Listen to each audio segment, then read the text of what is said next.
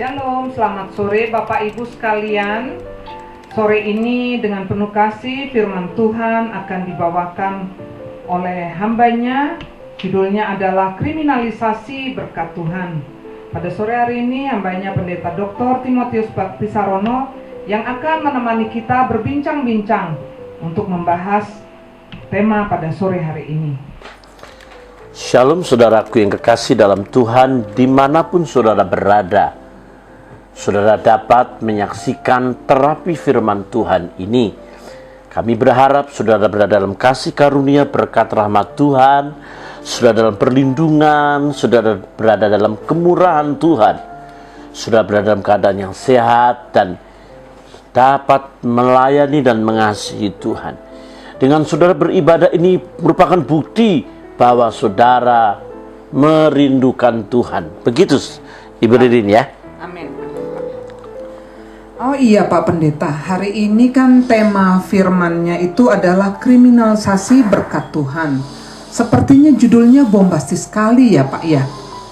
Ya. Saya sampai penasaran tuh Pak, artinya apa ya Pak? Begini saudariku ya, saudari Ridin kan dari hukum ya. Iya. Kalau kriminal itu apa kira-kira? Kriminal itu kan kejahatan ya. Tindakan yang melanggar, iya. Tindakan yang melanggar hukum. Iya. Jadi kriminalisasi adalah tindakan yang membuat orang itu menjadi jahat. Iya. Dan kadangkala berkat Tuhan itu tidak menjadikan orang semakin mengasihi. Iya. Berkat Tuhan tidak menjadikan orang semakin setia, Pak Angkoso ya. Iya. Berkat Tuhan tidak menjadikan dia semakin tunduk. Dulu sebelum punya apa-apa, dia rajin sekali ibadah. Sebelum dia punya duit, dia tetap ibadah setiap hari. Tetapi pada waktu punya duit, dia jalan-jalan keluar. Hari Minggu, ya hilang gitu. Ya, Ini betul, mengkriminalisasi Iya, berkat Tuhan. iya. Menjadikan Tuhan jadi jahat. Kira-kira Iya. begitu. Oh begitu, iya Pak. Lalu kan ada kisah-kisah nih Pak di dalam Alkitab yang kadang-kadang seringkali salah mengerti itu Pak. Ya. Seperti apa kira-kira Pak? Sebenarnya sejak awal dalam perjanjian lama pun sampai perjanjian baru, hal seperti ini begitu banyak. Tapi saya ingin memberikan satu contoh, satu kisah dalam Alkitab. Kisah ini begitu lama ya. Orang mau bilang legenda kek, orang bilang mitos kek. Tetapi saya punya sebuah keyakinan, apa yang sudah tertulis di dalam Alkitab itu merupakan fakta, Iya. bukan legenda. Ya. Kisah Ayub itu di dalam Ayub 2 ayat 9. Nanti Pak Hangkoso bisa baca, bro. Ayo, mari. Oke, kami akan bacakan Ayub 2 ayat 9.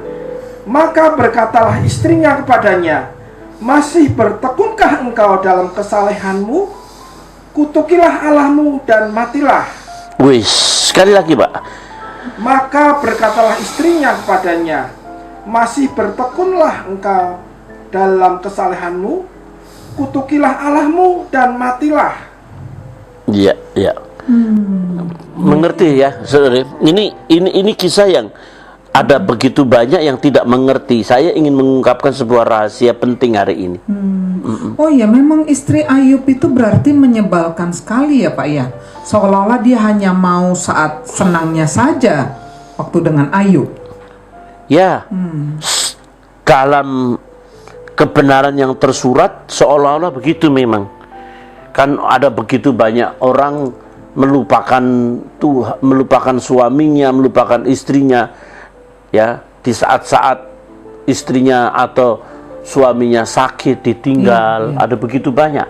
Saudara, saya ingin beritahu saudara ya, ada kebenaran begitu banyak ya, yang membuat seseorang meninggalkan istri, meninggalkan suami ketika dia jaya, ketika dia berhasil, hidup jauh dari istri, dari anak, hidup dalam foya-foya. Tapi ada juga ketika menyaksikan istrinya sakit, sudah tidak berdaya, dia tinggal, keluar, dia cari istri yang baru. Bahkan sekarang lihat suaminya sakit, suaminya nggak bisa berbuat apa-apa, ini istri keluar, hidup berfoya-foya dengan orang lain. Nah, ini kayaknya modelnya Ayub begitu. Istri Ayub maksudnya ya. Iya Pak ya. Berarti ya dia seperti lupa dengan janji nikah sebelumnya ya Pak ya. Ya, nikah, janji nikah itu kan dulu ada tuh Pak ya. Ya. Dalam keadaan suka dan duka, ya betul kan ya? Dalam keadaan sehat dan sakit ya, dalam keadaan kaya dan miskin. Tapi realitasnya ada uang abang sayang, kalau tidak ada uang abang ditendang. Ya, saudara-saudaraku yang kekasih dalam Tuhan Yesus Kristus, Ayub memiliki istri yang sebenarnya dibalik kata-kata yang seolah-olah kasar, ya, seolah-olah mengutuki. Ayub disuruh mengutuki. Sebenarnya tidak separah itu juga kalau kita melihat dalam bahasa aslinya, Pak. Oh, gitu ya, Pak Pendeta. Kalau boleh tahu karakter istri Ayub itu sebenarnya seperti apa sih, Pak Pendeta? Sebenarnya menurut kisah-kisah di Yahudi ya, kisah-kisah itu malah justru istri Ayub itu istri yang cukup solehah, saleh, baik, ya. Bahkan diceritakan bahwa menurut para pakar ya, kemarin saya seminar dari Pak Agus, istri Ayub itu namanya Siti, yang Alkitab tidak catat, ya. Walaupun itu saya mendengar dari pembicara itu. Tapi istri Ayub ini begini, Pak. Dia berkata, kutukilah Allahmu. Sebenarnya kata kutuk itu malah aslinya barek. Barek itu artinya berkatilah, pujilah. Dari bahasa apa itu, Pak? Dari bahasa Ibrani-nya. Oh, bahasa Ibrani. Jadi justru istri Ayub malah, ujilah Allahmu, berkatilah Allahmu di saat engkau sedang susah. Ya. Tapi karena mungkin ngomongnya dalam keadaan emosi, terus kemudian diungkapkan, nadanya kayaknya kayak sama dengan yang iblis pakai. Ya. Dalam Ibrani Ayub 1 ayat 11, Pak. Ayub 1 ayat 11, Pak Angkoso bisa baca ayat itu sama kata kutuk itu. Baik. Oke, dibaca. Baik, saya akan bacakan Ayub 1 ayat 11. Tetapi ulurkanlah tanganmu dan jamahlah segala yang dipunyainya. Ia pasti mengutuki engkau di hadapanmu. Ya, sama. Baik. Sebenarnya pada umumnya kata ini dipakai untuk blessing, praise, pujian, pengagungan. Tapi ketika diucapkan dalam keadaan emosi, keadaan marah, itu berbeda. Coba kalau kita kata syukur. Syukur diucapkan dalam keadaan marah dan dalam keadaan senang, beda. Kalau orang syukur loh, beda. Apalagi orang Batak. Konotasinya kalau orang Batak nyukurin orang gimana tuh? Syukurlah kau, gitu kan ya. Nah, akhirnya syukurlah kau. Ya macam-macam syukurlah kau. Tapi kalau dalam keadaan yang baik, orang Jawa nih, apa orang Jawa? Ya, syukur. Beda. Antara syukur loh sama syukur, beda. Jadi ini penting. Jadi karakternya itu adalah karakter di mana sebetulnya ingin mendukung suami, sebetulnya ingin mengingatkan suaminya, ya, bahwa pujilah Allah, ujilah Allah, blessing, berkatilah Allah di saat susah. Begitu, saudara. Oh, gitu ya, Pak ya. Gini Pak, berarti yang diungkapkan oleh pemazmur itu benar ya Pak ya? Oh ya. Dalam Mazmur 41 ayat 10. Oh, ya. Gimana? Mari kita baca. Baik, saya akan bacakan Mazmur 41 ayat yang ke-10.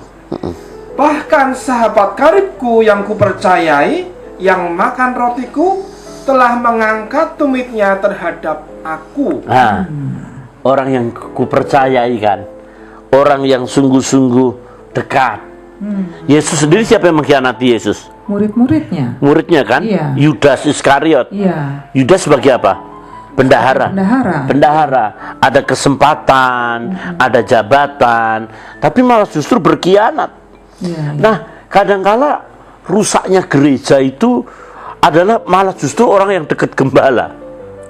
Ya. Sampai seperti itu ya. Iya, yang dekat gembala, yang dipercaya, ya. Berapa banyak orang-orang yang dipercaya gembala? Saya lihat, saya mendengar ya, ada orang sama gembalanya disayang banget gembalanya, anaknya dimasukin rumah sakit, waktu sakit dirawat, dibantu, kasih uang jajan, kuliah, didukung keluarganya. Itu gembala sebetulnya saya kenal juga baik. Tapi dia masih bisa berkhianat, saya juga heran. Ya. Jadi ada banyak orang-orang yang mengkhianati orang yang paling dekat. Jadi istri-istri jangan pernah kau khianati suamimu, atau suami-suami jangan pernah kau khianati istrimu. Karyawan-karyawan jangan kau khianati bosmu. Ada banyak karyawan-karyawan yang kerja baik-baik dari nol, dari office boy ya Pak ya, tukang sapu itu ya, dikasih jabatan, direktur, ambil posisi, semua customer dibawa pergi. Iya. Saya lihat kadang-kadang orang-orang begini ini jadi berkhianat. Jelas ya? Iya Pak, betul. Ya, jadi saudaraku yang kasih dalam Tuhan, ujian pertama, kesabaran, ketabahan, itu adalah menghadapi orang-orang di sekeliling kita. Iya, betul.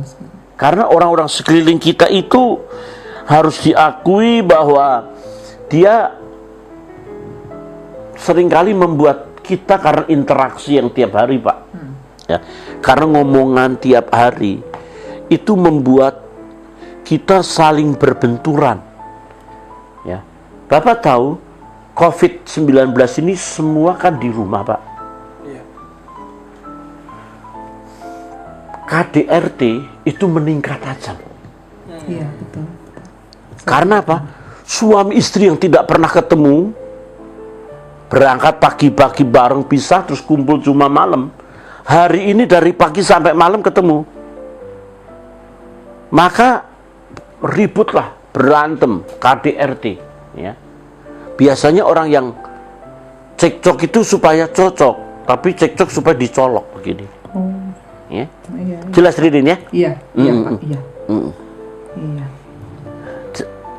Jadi saudaraku yang kasih dalam Tuhan, mari kita kupas dulu kebenaran dan firman Tuhan, bahwa ada begitu banyak orang-orang dalam Alkitab yang mengkhianati pemimpinnya. Rin, di Alkitab itu kan Musa pemimpin besar, Betul. ya, tapi dikhianati juga dengan orang-orang. Ingat nggak siapa itu? Iya Pak, saya ingat sekali. Korah, Datan, dan satu lagi Abiram ya Pak ya? Iya, Korah, ya. Ya, mereka kan memberontak kepada Musa karena mereka ingin memimpin umat Israel waktu itu. Loh, iya, siapa dia? Orang terdekat. Orang terdekat juga. Iya. Dan dia gini ya, dia sanggup mengumpulkan para pemimpin-pemimpin Pak. Dia sanggup mengumpulkan, jumlah kalau salah ada 250-an nggak salah ya. Iya. Ya, Iya. itu pemimpinnya dikumpulkan supaya mengkudeta. Ya, kudeta. Pemimpinnya. Kudeta.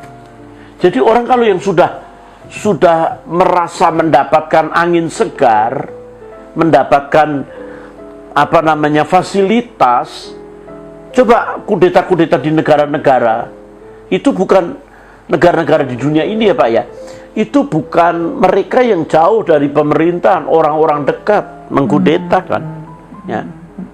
Iya. Dan Korah, Datan, dan Abiram itu adalah orang-orang yang benar-benar harus diakui punya nyali melawan hamba Tuhan, punya nyali melawan Allah sendiri. Kalau waktu itu Musa identik dengan Allah, bahasanya begini nih. Iya. Emangnya lu doang yang dipakai Tuhan? Ya. Tuhan tuh ada di tengah-tengah kita. You siapa? Kita juga bisa dipakai Tuhan. Tapi Musa dengan kerendahan hati berkata, besok Tuhan akan menyatakan diri siapa yang akan memimpin kita. Maka waktu itu Korah, Datan dan Abiram dan keluarganya satu sisi, orang yang di samping Musa juga satu sisi ya. Itu adalah orang-orang di mana Tuhan membuktikan kuasanya, dan orang-orang itu jatuh itu dalam Bilangan 16 ayat 27, Pak.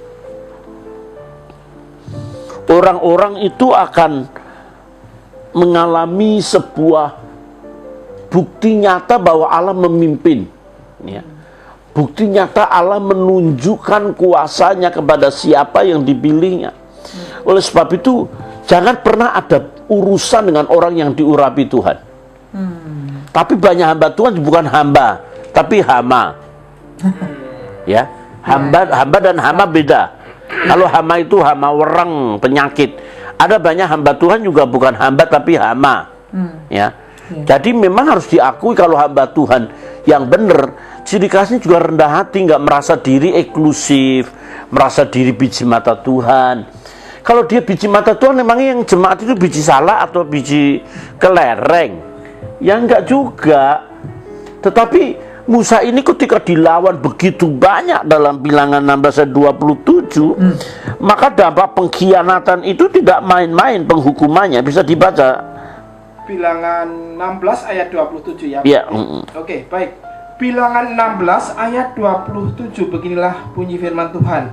Maka pergilah mereka dari sekeliling tempat kediaman Korah, Datan dan Abiram. Keluarlah Datan dan Abiram, lalu berdiri di depan pintu kemah mereka bersama-sama dengan istrinya, para anak-anaknya, dan anak-anak yang kecil. Terus selanjutnya? Ayat 28, sesudah itu berkatalah Musa, dari hal inilah kamu akan tahu bahwa aku diutus Tuhan untuk melakukan segala perbuatan ini, dan hal itu bukanlah dari hatiku sendiri. Ya, ayat-ayat selanjutnya kalau dibaca bagaimana tanah itu menganga dan mereka dikubur hidup-hidup, Pak. Saudara, dampak pengkhianatan, dampak pemberontakan karena berkat-berkat yang diperoleh itu jadi malapetaka yang besar. Ketika Yosua mengalahkan Kanaan, ada satu orang namanya Achan. Dia juga menginginkan berkat yang lebih. Dia mencuri dan menanam, dan itu membuat Yosua begitu marah. Dan Yosua menyuruh bahwa Achan ini dilempari batu dengan keluarganya. Jadi saudaraku, pelajaran pertama ini penting. Jangan mengkriminalisasi berkat. Berkat tidak boleh menjadikan saudara jadi sombong. Berkat tidak boleh menjadikan saudara jadi punya nilai, punya value, punya kebutuhan, merasa diri dibutuhkan. Berkat Tuhan di dalam diri saudara. Saudara dipanggil sebagai Yusuf, bukan sebagai Yudas. Kalau saudara diberkati Tuhan, saudara itu menjadi Yusuf, memelihara begitu banyak orang, memelihara begitu banyak masyarakat. Tetapi ketika saudara jadi Yudas, maka saudara pegang duit, pegang uang, memiliki sesuatu, kepengen memiliki sesuatu. Kayak slogan orang-orang biasa, Pak. Kalau lagi miskin dia berkata, kita makan apa? Karena nggak punya duit, Pak. Tapi kalau kita punya duit, kita makan di mana? Enak kan ya? Kita makan di mana? Tetapi kalau kita punya duit banyak, kita bingung bagaimana duit kita semakin berkembang. Kita pikir, kita makan siapa? Ya, beda jauh dong ya Pak ya. Sehingga begitu banyak jasa-jasa keuangan sekarang kolab, ya.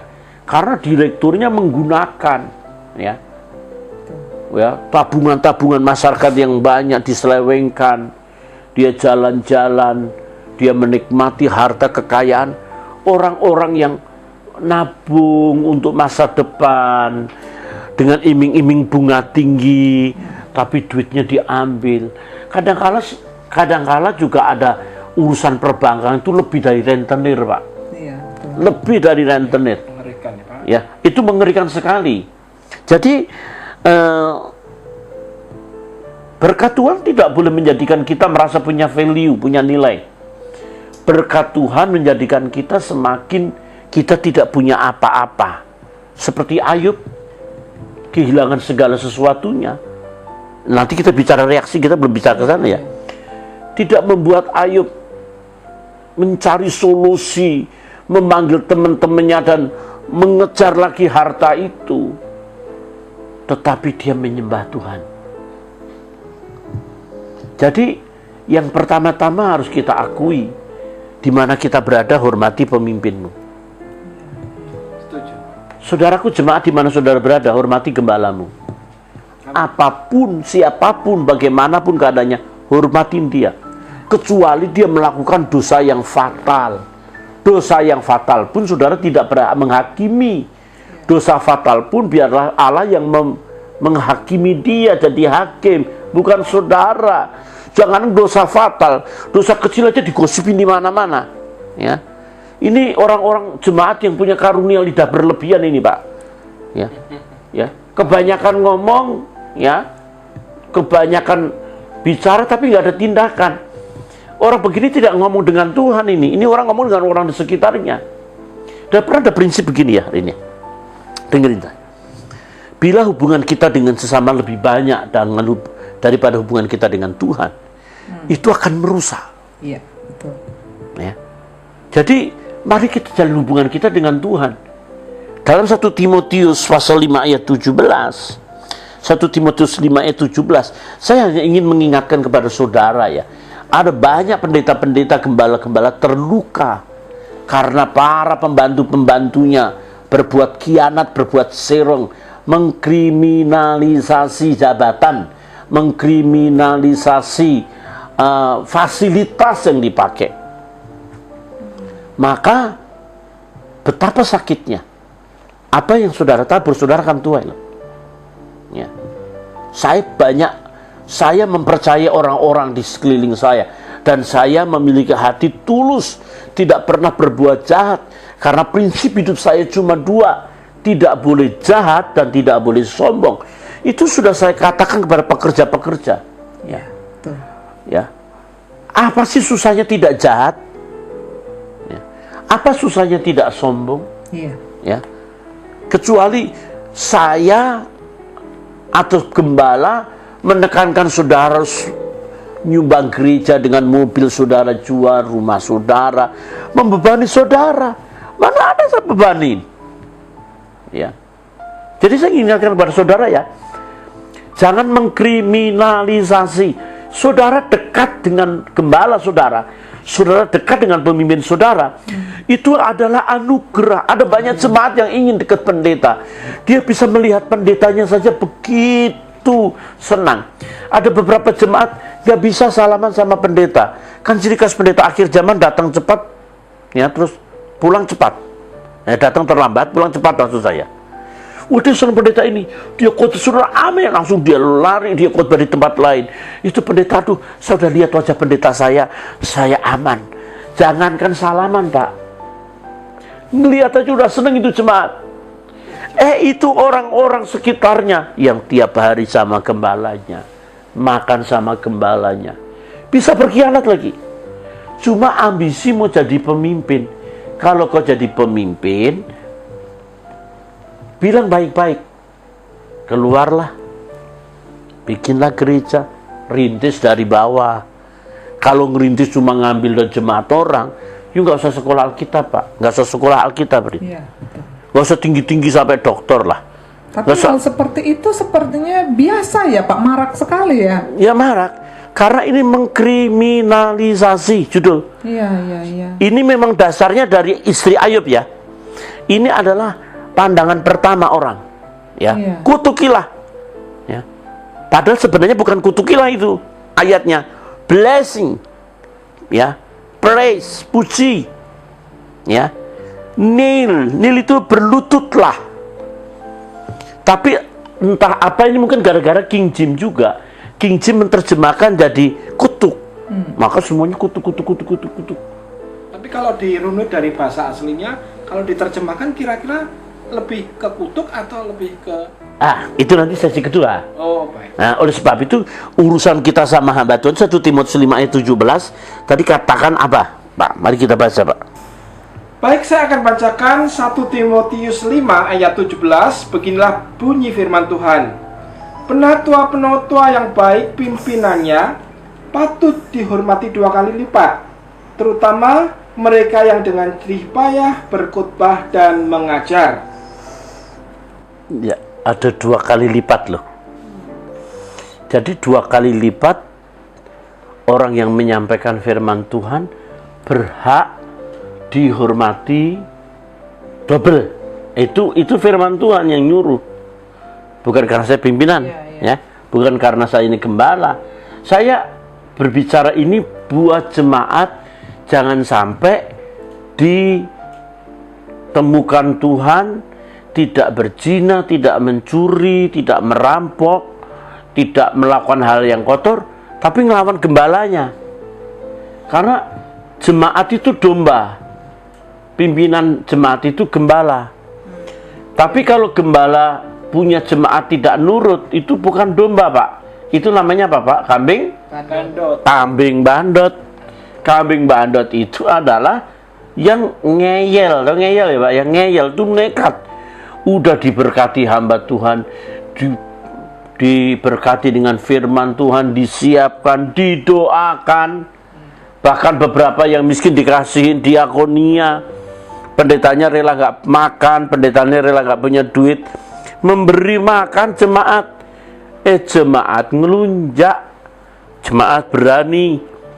Dan itu statement Alkitab tidak boleh, tidak boleh tidak menghormati, bahkan menghormati 2 kali lipat. Jelas dirinya. Iya. Jadi Bapak Ibu sekalian, saya ingin mengingatkan kembali, mengapa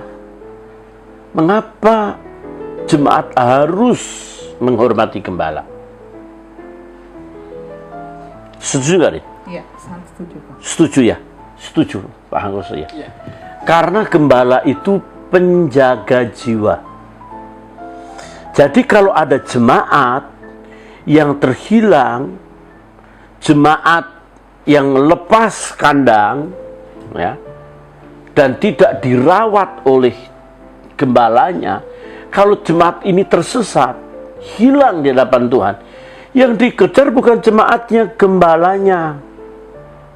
Kecuali gembalanya sudah mengingatkan, sudah baik, ya. Terus kemudian masih nekat, ya. Jadi pemelihara jiwa kita itu gembala. Gembala sudah berbuat banyak, sudah memberi makan, sudah mendidik, ya. Tapi dikriminalisasi juga, gitu. Kebaikannya dilecehkan, mau cari manfaat buat gembala, ya.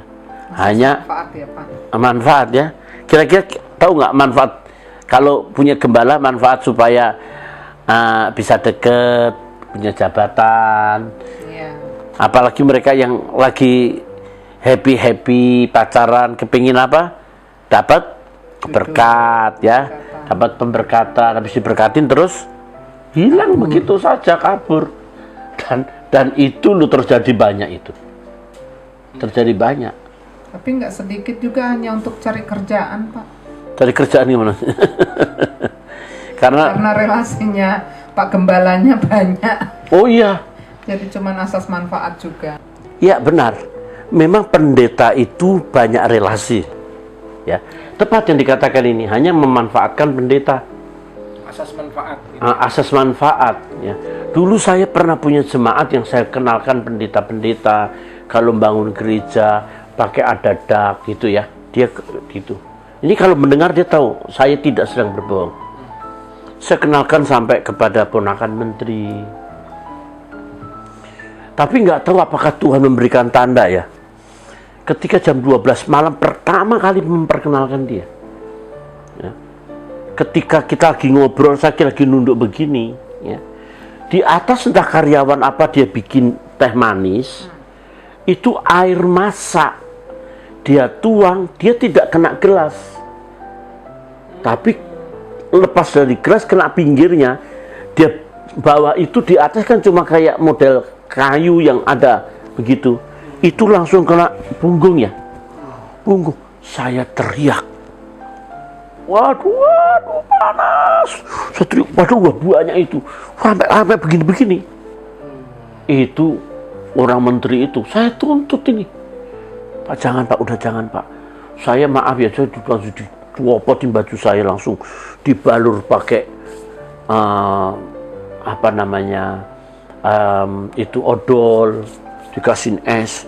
Sampai Tuhan, apa kau tidak izinkan ini terjadi dalam hidup saya? Saya itu ingin menolong jemaat. Berarti air mateng gitu ya? Air mateng, air mendidih. Ya. Apakah ini tandanya?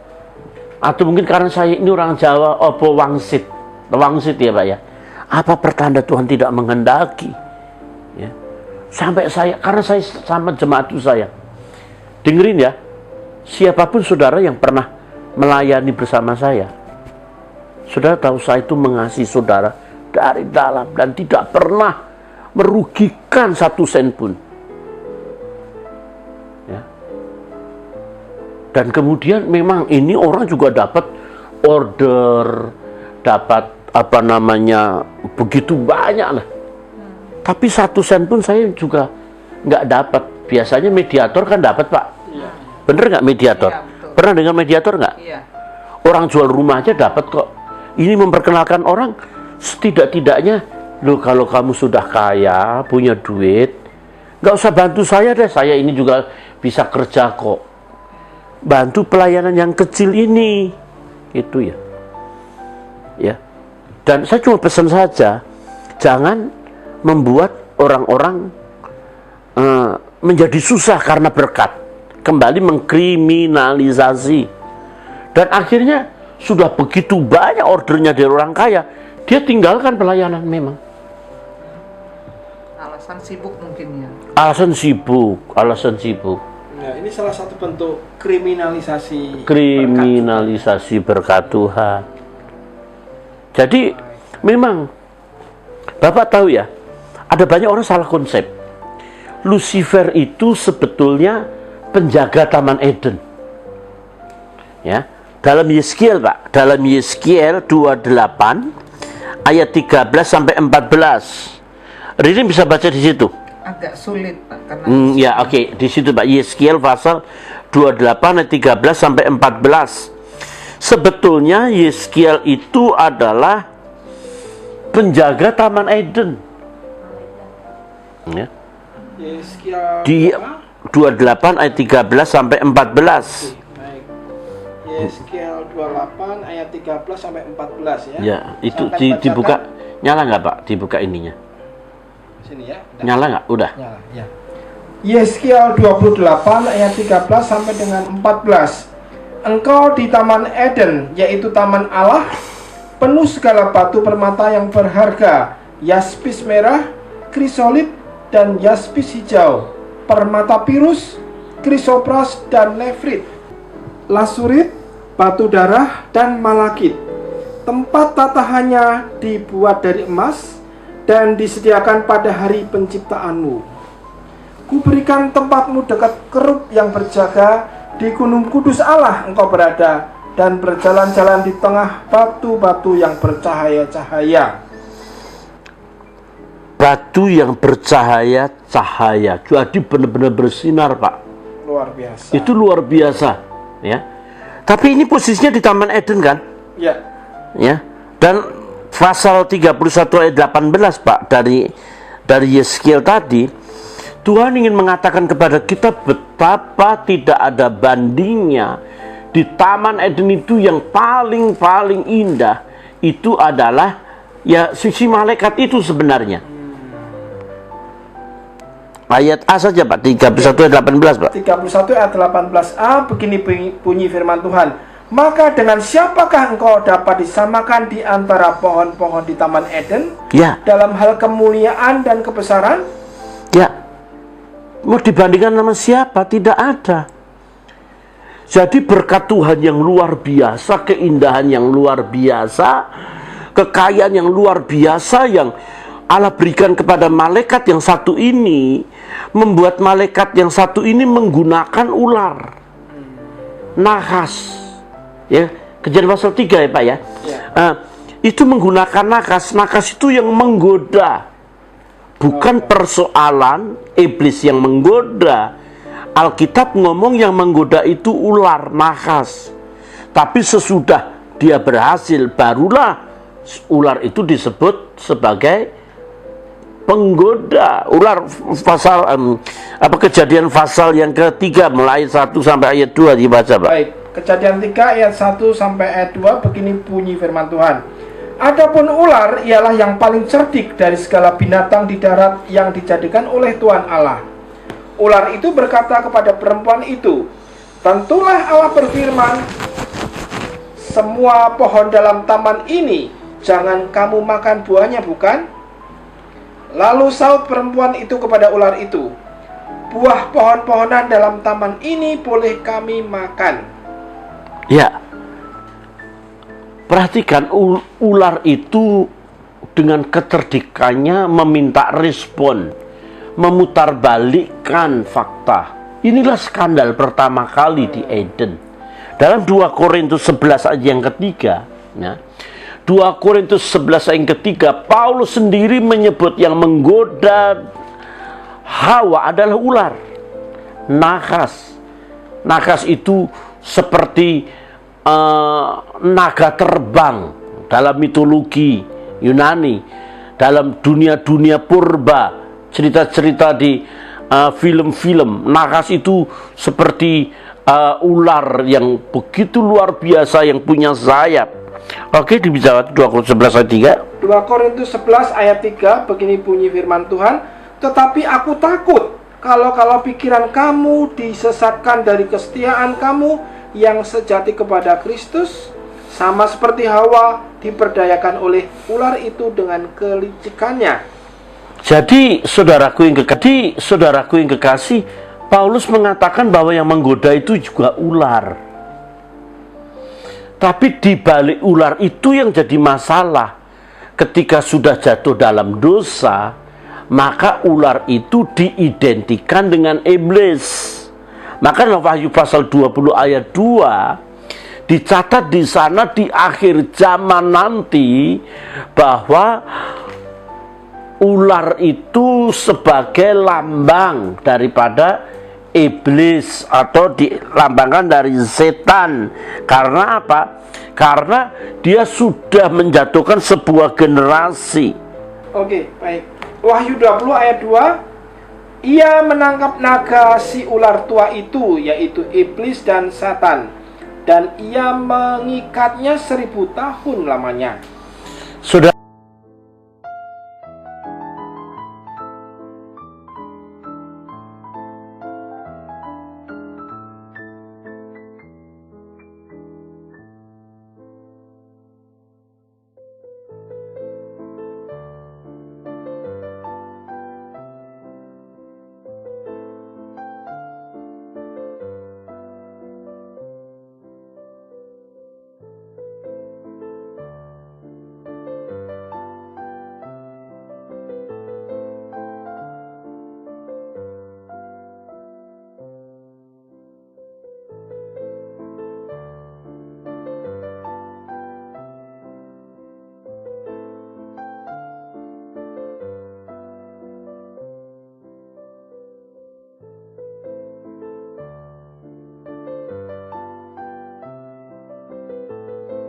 Berbahagialah orang yang tidak berjalan menurut nasihat orang fasik, yang tidak berdiri di jalan orang berdosa, dan yang tidak duduk dalam kumpulan pencemooh, tetapi yang kesukaannya ialah Taurat Tuhan, dan yang merenungkan Taurat itu siang dan malam. Ia seperti pohon. Iya, sampai di situ. Saya ingin katakan kepada saudara, saya tidak tahu ketika Adam dan Hawa khususnya bicara dengan ular itu. Entah dia duduk, entah dia berdiri, entah dia berjalan. Tapi yang pasti kata pencemooh itu bahasa aslinya lazim. Yakni scornful atau mock, pencemooh. Seorang pengantara, seorang guru, seorang mentor yang bisa memprovokator. Ya, memprovokasi, Pak. Jadi dia menjadi provokator lebih tepatnya ya. Tapi dia memprovokasi. Maka Hawa, dasar manusia juga punya ambisi. Masih kurang apa sih Adam? Dia menjadi raja di tengah-tengah alam semesta yang luar biasa. Dia full seperti Allah. Peta dan gambar rupa Allah ada di dalam diri Adam dan Hawa, dan mereka bisa berjalan bersama. Mereka menikmati segala yang terbaik. Tapi segala yang terbaik ini bisa menjadi hilang karena kriminalisasi, karena juga provokasi. Provokasi itulah yang bisa mengkriminalisasi segala berkat Tuhan menjadi sia-sia. Jadi, saudaraku yang kekasih dalam Tuhan Yesus Kristus, anugerah Tuhan juga begitu besar bagi kita. Contoh, Pak, Sarah itu kan udah dijanjikan kamu akan punya anak perjanjian. Kamu itu seperti bintang di langit, ya. Dan anakmu seperti pasir di laut. Pasir di tepi laut tepatnya. Kalau di laut nggak ada pasirnya kali, itu terlalu dalam. Jadi Bapak Ibu sekalian, rupanya Hawa ini ingin membantu Tuhan. Aku udah nggak punya keturunan 90 tahun lah menopause, Pak. Sarah itu. Tuhan tolong deh. Papi kalau bahasa kita sekarang ya, Pak. Ayo, Dedi. Atau orang yayang, bukan eyang, atau peyang, bukan, Pak. Ya. Sini. Ini nih pembantu ini. Hagar itu budak. Ini yang kedua ini. Kau melahirkan anak dari dia. Tuhan kok dibantu begitu kan? Rupanya Sarah ini tidak puas dengan begitu berkat yang banyak. Dia masih kurang, kepingin lebih lagi. Dalam kasus seperti ini, akibatnya seluruh dunia sekarang berada di dalam dua generasi, ya. Generasinya Sarah, generasinya Hagar, Ismail dan Ishak. Sebentar Pak Pendeta, saya boleh bertanya Pak? Ya boleh. Tadi yang tentang Sarah, saya pikir Sarah apa tidak karena khawatir ya Pak? Karena dia merasa dirinya umurnya sudah lanjut, makanya nggak bisa punya anak. Kayaknya nggak mungkin deh, makanya udahlah. Mungkin dengan Hagar ini bisa pikirnya gitu, jadi bukan karena sudah diberikan Tuhan begitu banyak sehingga tidak mensyukuri berkat itu. Ya, tentu itu salah satu faktor. Kekhawatiran itu akibat dari tidak adanya iman. Kalau orang beriman kepada Allah dengan sungguh, maka tidak ada area-area di mana kuasa kegelapan ada. Di mana terang, kuasa kegelapan nggak mungkin ada. Kalau orang punya iman, hidup dalam hadirat Tuhan, hidup takut akan Tuhan, apapun yang terjadi, thy will be done, kehendakmu yang jadi. Itu akhirnya cukup mau membantu Tuhan dan gagal total, rusak semuanya, ya. Jelas kira-kira Pak ya? Gitu. Jadi memang khawatir itu juga ada seorang wanita, apalagi di zaman itu kalau wanita tidak punya anak, itu merupakan sebuah aib yang besar. Jadi Bapak Ibu sekalian, dengar saya, segala berkat, segala kelimpahan anugerah kasih sayang, perlindungan, urapan, kesehatan. Jangan dibuat menjadi kita seolah-olah bebas. Saudara diampuni sih, pengampunan melimpah. Bahkan Allah menyediakan solusinya, baru masalahnya. Kalau kita punya masalah baru cari solusi toh. Tapi kalau Allah itu menyediakan solusinya, baru masalah kita ada, udah siap. Manusia bakal berdosa, Allah tahu. Maka solusinya dia siapkan pengampunan. Dia siapkan Kristus mati di salib nanti. Karena apa? Allah itu menyiapkan berkat soal solusi dulu, Pak. Kalau kita kan punya masalah, baru ada solusi. Cari solusi. Hebatnya Tuhan kita memberikan solusi dulu. Kalau masalah datang, kita ada. Dan kebanyakan orang-orang itu ya Pak ya, merasa dirinya diampuni, merasa dirinya disucikan. Apalagi kalau orang-orang aliran Pentakosta, aliran yang tertentu, karismatik, yang kebablasan. Tidak semua Pentakosta karismatik begitu. Aliran-aliran hyper grace, kamu itu diampuni sudah. Darah Yesus itu sudah menyucikan engkau dari dulu, sekarang, dan selamanya. Berdosa saja. Itu benar-benar mengkriminalisasi loh. Galati pasal yang ke berapa tadi Pak? 13. 5:13 ya. Oke, baik, saya akan bacakan Galatia 5 ayat yang ke-13. Beginilah bunyi firman Tuhan. Saudara-saudara, memang kamu telah dipanggil untuk merdeka, tetapi janganlah kamu mempergunakan kemerdekaan itu sebagai kesempatan untuk kehidupan dalam dosa, melainkan layanilah seorang akan yang lain oleh kasih. Luar biasa. Jadi memang merdeka, udah dimerdekakan. Ya. Itu dalam Roma 6 ayat 1 dan 2 ya Pak ya. Roma 6 ayat 1 dan 2 dibaca. Tapi saya ingin katakan kepada saudara, berkat Tuhan melimpah, saudara diampuni, sudah disucikan. Memang sudah benar. Itu real, bahkan dosa saudara dipakukan di atas kayu salib. Memang itu benar.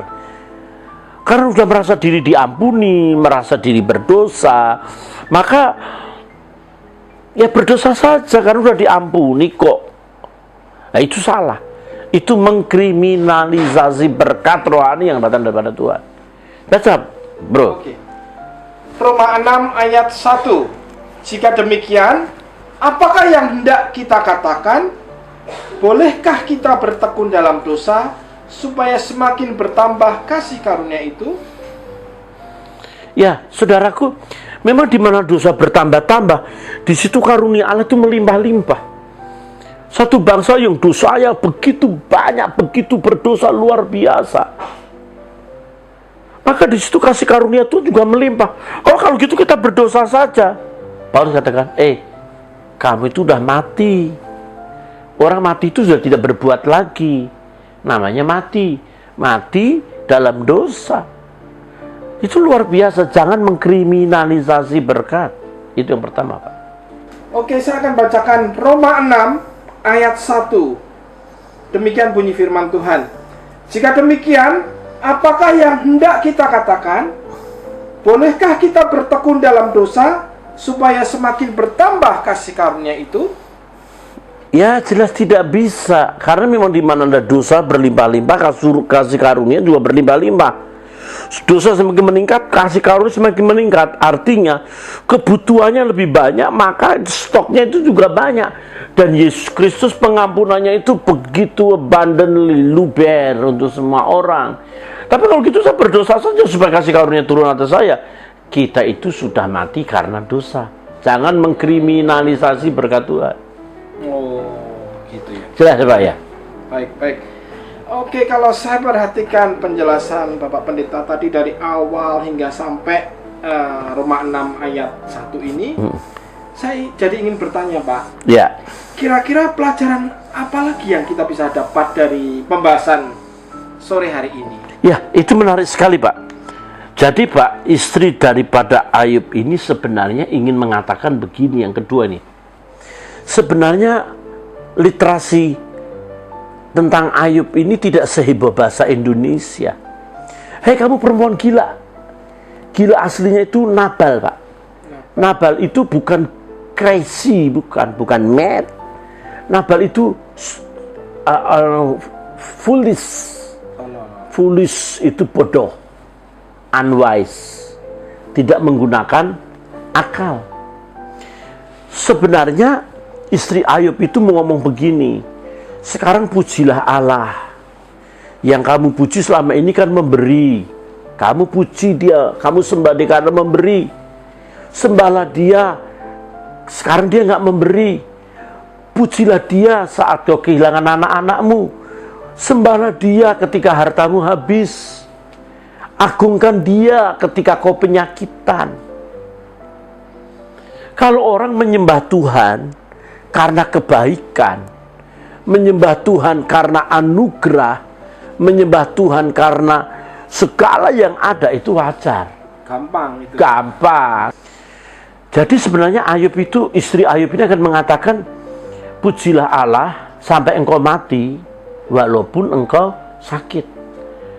Sembahlah Allah, ya, blessing, berkati Allah ketika Allah nggak memberimu apa-apa, berkati Allah ketika hartamu ludes, rumahmu hilang, semuanya nothing,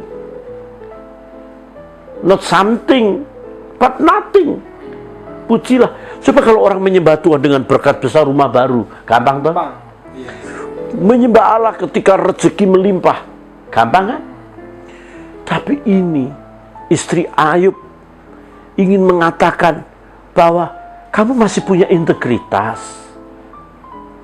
Ya kalau kamu masih punya integritas, ya, kesalehan masih saleh, kamu masih punya integritas, ya pujilah Allahmu, sembahlah Allahmu, walaupun tidak punya alasan untuk menyembah. Tidak ada alasan untuk menyembah. Kalau orang sekarang menyembah ada alasan, berkat melimpah, ya, anugerah besar dan luar biasa. Saudaraku yang kasih dalam Tuhan, saya ingin beritahu sesuatu kepada saudara. Allah itu sangat mengasihi kita. Jangan pernah berpikir tidak punya masalah. Kalau orang tidak punya masalah, Pak, itu dia sedang ada di kuburan, Pak. Ya? Iya. Dia ada di kuburan, dia tidak punya masalah itu orang-orang. Kalau udah mati gak punya masalah, malah dia yang buat masalah orang yang hidup. Untuk itu saya ingin katakan kepada saudara, Allah mengatakan kepada kita dalam 1 Korintus 10 ayat 13. Ayat ini mengingatkan kita bahwa Allah sudah memberikan kepada kita solusi, jalan keluar. Ketika persoalan itu datang, ketika masalah itu datang, ya, maka Tuhan sendiri yang akan membuat jalan keluar. Indah. 1 Korintus 10 ayat 13, mari Bapak baca. Oke. 1 Korintus 10 ayat 13. Pencobaan-pencobaan yang kamu alami ialah pencobaan-pencobaan biasa yang tidak melebihi kekuatan manusia. Sebab Allah setia, dan karena itu Ia tidak akan membiarkan kamu dicobai melampaui kekuatanmu. Pada waktu kamu dicobai, Ia akan memberikan kepadamu jalan keluar sehingga kamu dapat menanggungnya. Oh haleluya, saudaraku, Allah memberikan kepada kita solusi ketika kita menghadapi masalah. Walaupun seringkali kita bimbang, ragu, kecewa, takut, gentar, khawatir. Covid seperti ini, banyak orang nyalain Tuhan. Roma 8:28 mengatakan bahwa Allah itu turut bekerja untuk mendatangkan kebaikan buat setiap orang yang mengasihi Dia. Dan Alkitab mencatat bahwa Allah ikut berperan aktif. Ayub sendiri mengatakan dengan jelas kepada kita, Ayub 5 ayat 18. Ayub 5 ayat 18 itu mengatakan kepada kita, nanti Bapak bisa baca Hosea pasal 6 ayat 1, Pak. Saya baca Ayub 5 ayat 18. Karena dialah yang melukai tetapi juga yang membebat, ya. Dialah yang melukai, dialah yang membebat. Ingat itu, ya. Dia yang memukul tetapi tangannya menyembuhkan pula. Pasti orang Batak yang bikin ini. Artinya menyembuhkan, cukup menyembuhkan pula, ada kemampuan, ada apa pula, ya. Artinya bahwa Alkitab itu memberitahu bahwa Allah ikut terlibat. Dia memukul, dia menyembuhkan, ya. Dia sendiri yang membebat kita. Ketika dia melukai, dia juga membebat. Dalam Hosea pasal 6 ayat yang pertama menyatakan kebenaran penting untuk bisa kita baca, karena di samping Allah ikut berperan, ya, maka keputusan Allah itu terjadi untuk setiap orang yang berkenan kepadanya. Jadi Alkitab mencatat Tuhan menetapkan langkah-langkah orang yang berkenan kepadanya. Hosea 6 ayat 1 gimana Pak? Bisa baca? Baik, Hosea 6 ayat 1 begini bunyi firman Tuhan. Mari kita akan berbalik kepada Tuhan, sebab dialah yang telah menerkam dan yang akan menyembuhkan kita, yang telah memukul dan yang akan membalut kita. Menerkam. Jadi saudara, dengar saya, dan kebenaran ini penting. Allah ikut terlibat, jangan nyalain Tuhan. Dalam keadaan apapun kita harus bisa menyembah Tuhan tanpa alasan. Mau ada corona ke COVID-19, semua bukan merupakan alasan. Ayub ingin mengatakan kepada kita bahwa segala sesuatu Allah mengetahui, dan Allah ingin kita seperti Dia untuk menyembah Dia dalam segala keberadaan kita. Dan tentu pelajaran yang terakhir yang saya ingin ingatkan kepada saudara, kriminalisasi berkat Tuhan ini adalah hal yang ketiga, adalah bagaimana menghadapi berbagai macam wabah malapetaka yang terjadi dengan melihat anugerah, bukan musibah. Dan ini penting bagi kita. Kalau kita menganggap ini musibah, kita akan kalang kabut ketakutan dan kekhawatiran. Saya juga menghadapi masalah yang besar, saya sedang menanti pertolongan. Tetapi saya anggap bahwa itu cara Tuhan untuk mendidik saya lebih berhati-hati dalam bertindak, dalam berpikir, berkata-kata. Jangan menyalahkan Tuhan. Jangan anggap yang terjadi dalam hidup saudara itu adalah musibah, tapi anugerah. Sehingga kita bisa semakin hari semakin dekat kepada Tuhan. Tuhan sendiri yang menjagai, memelihara, merawat kita. Kedudukan keluarga, Dia Bapa, kita anak. Seorang bapa tidak akan pernah membiarkan anaknya menderita terus-menerus. Kemalangan orang benar banyak, tetapi Tuhan meluputkannya. Pemeliharaan Tuhan ajaib. Jangan mengkriminalisasi berkat Tuhan. Ketika engkau diberkati, jangan tinggalkan Dia. Karena tidak ada alasan untuk saudara tidak menyembah, memuliakan Dia. Sembahlah Allah ketika segalanya hilang. Dan tentu yang terakhir, jangan biarkan peristiwa yang menyakitkan itu musibah. Anggap itu suatu anugerah, sehingga kita terus mengagungkan Tuhan dalam segala perkara. Biarlah percakapan hari ini membawa berkat buat setiap saudara. Haleluya. Amin. Amin.